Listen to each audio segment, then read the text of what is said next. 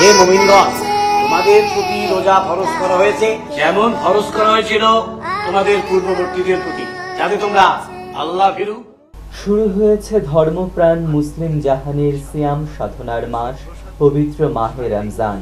এই উপলক্ষে প্রতিদিন ইফতারের আগে দেশের একটি বেসরকারি টেলিভিশনে দেখা যাবে বিশেষ ধারাবাহিক নাটক রোজাদারদের আনন্দ। আজকে বলো আমার নামাজ আছে, নামাজকে বলো না কাজ আছে।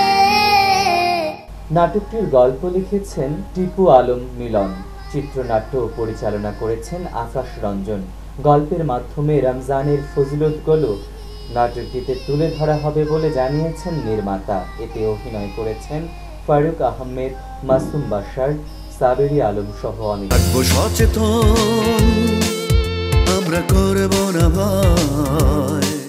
বাড়িতে বসে এ পর্যন্ত করোনা নিয়ে 3টি গানে কণ্ঠ দিয়েছেন শিল্পী আসিফ আকবর। এরই মধ্যে সেগুলো প্রকাশিত হয়েছে সামাজিক যোগাযোগ মাধ্যমে। আরো অনেক শিল্পী তার সঙ্গে গান গেয়েছেন।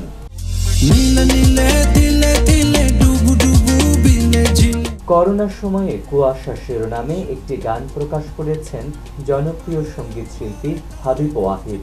এদিকে বই পড়ায় মনোযোগী হয়েছেন সঙ্গীত তারকা তাহসান খান। এরই মধ্যে 6টি ইংরেজি গান কভার করেছেন তিনি।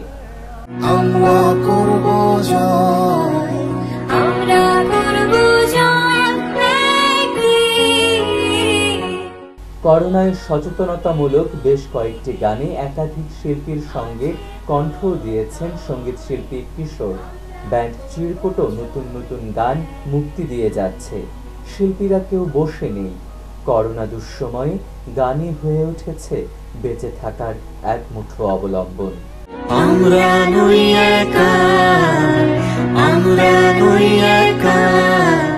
শাশ্বত মেহেদী, বিজয় টিভি, ঢাকা।